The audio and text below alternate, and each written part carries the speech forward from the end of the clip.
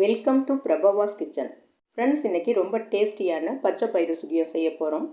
இதுக்கு ஃபஸ்ட்டு ஒரு பேனை ஸ்டவ்வில் வச்சு 1 கப் அளவு பச்சை பயிரை போட்டு 2-3 நிமிஷத்துக்கு நல்ல வாசம் வர்ற வரைக்கும் வறுத்து எடுத்துக்கலாம். இப்படி வறுக்கிறதுனால பயிர் வெந்ததுக்கப்புறம் நல்ல வாசமாக இருக்கிறதோட ஒரே மாதிரி எல்லா பயிருமே நல்லா வெந்திருக்கும். இதை விடாமல் கிளறி விட்டுக்கணும்.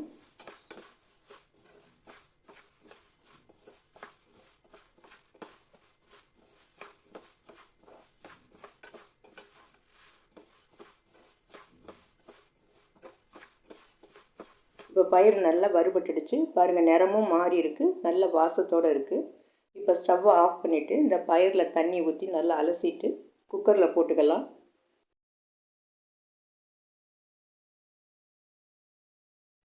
இப்போ 2 கப் அளவு தண்ணி சேர்த்துட்டு ஸ்டவ்வை பற்ற வச்சுக்கலாம்.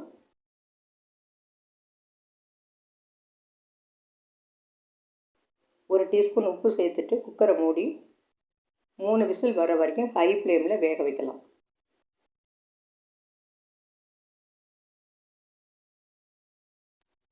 இப்போ 3 விசில் வந்துடுச்சு, ஸ்டவ் ஆஃப் பண்ணிடலாம். இப்போ பாருங்கள், பயிர் நல்லா பூ மாதிரி வெந்திருக்கு. இது நல்லா சூடாக இருக்கிறதுனால ஒரு பிளேட்டில் எடுத்து வச்சுட்டு சூடு கொஞ்சம் ஆறினதுக்கப்புறமா மிக்ஸி கப்பில் போட்டு அரைச்சி எடுத்துக்கலாம்.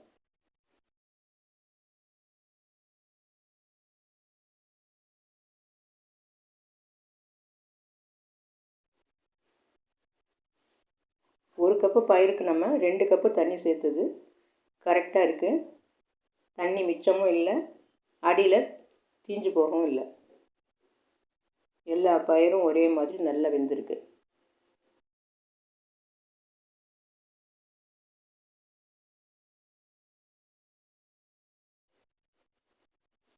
இப்போ மிக்ஸி கப்பில் இப்படி கொஞ்சம் கொஞ்சமாக போட்டு அரைச்சி எடுத்துக்கலாம். இப்போ அரைச்சதை ஒரு பாத்திரத்தில் மாற்றிக்கலாம்.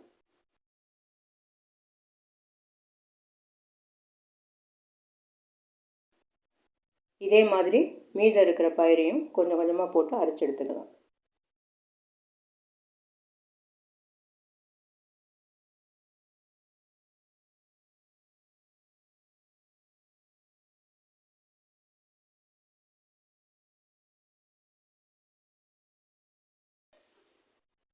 இப்போ எல்லாத்தையும் அரைச்சாச்சு. இதில் பொடிச்ச வெல்லம் ஒரு 1.25 கப்பு சேர்த்துக்கலாம். துருவின தேங்காய் 3/4 கப்பு. அடுத்து 1 டீஸ்பூன் ஏலக்காய் பொடி. இது எல்லாம் சேர்த்து நல்லா ஸ்பூனால் ஃபஸ்ட்டு கிளறி விட்டுக்கலாம்.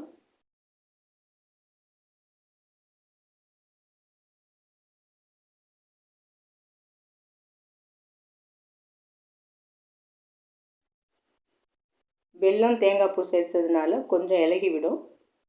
இப்போ கையால் நல்லா பெசரி விட்டுக்கலாம்.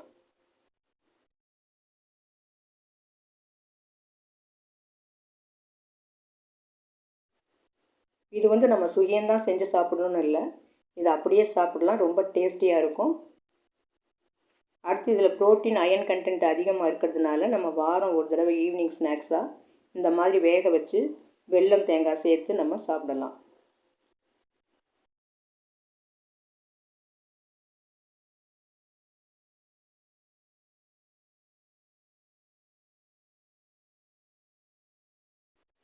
நாம் அப்படியே சாப்பிட்றதா இருந்தால் இந்த மாதிரி பெரிய பெரிய உருண்டையாக லட்டு மாதிரி பிடிச்சி வச்சு சாப்பிடலாம்.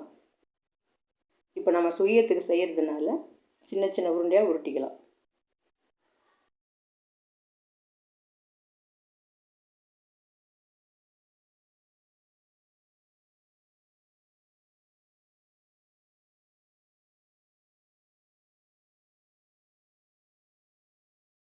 இப்போ எல்லா பூரணத்தையும் உருட்டி வச்சுட்டோம். அடுத்தது மேல் மாவுக்கு ஒரு பாத்திரத்தில் 1.5 கப் அளவுக்கு மைதா மாவு எடுத்துக்கலாம்.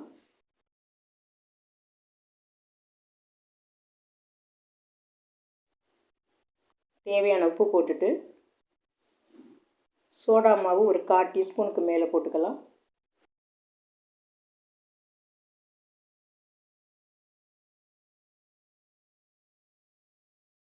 தண்ணியை கொஞ்சம் கொஞ்சமாக விட்டு கரைச்சிக்கலாம்.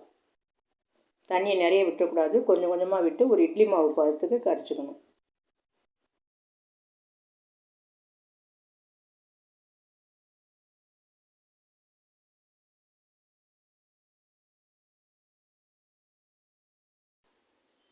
இப்போ மாவு நல்லா ஸ்மூத்தாக இட்லி மாவு பார்த்துக்கு வந்துருச்சு.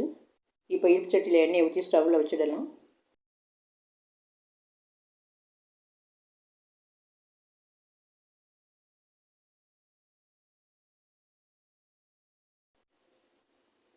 இப்போ எண்ணெய் நல்லா காஞ்சிடுச்சு. இப்போ 4-5 உருண்டையாக இந்த மாவில் போட்டு மாவில் துவச்சி போட்டுக்கலாம்.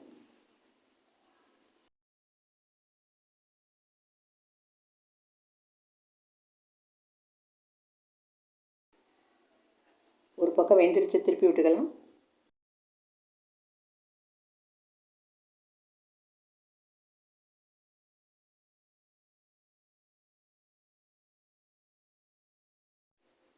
இப்போ சுகியம் 2 பக்கம் நல்லா வெந்து கிறிஸ்பியாக இருக்குது, எடுத்துடலாம்.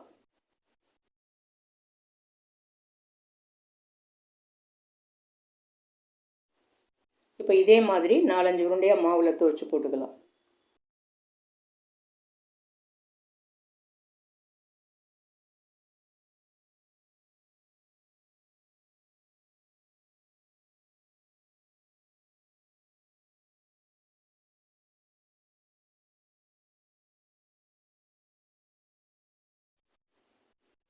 இப்போ எல்லா சுகியமும் போட்டு எடுத்தாச்சு. பாருங்கள், ரொம்ப டேஸ்டியான சத்து நிறைஞ்ச பச்சை பயிறு சுகியம் ரெடி ஆகிடுச்சு. இந்த டிஷ்ஷு பிடிச்சிருந்ததுன்னா லைக் பண்ணுங்கள், ஷேர் பண்ணுங்கள், மறக்காமல் சப்ஸ்கிரைப் பண்ணுங்கள். நன்றி.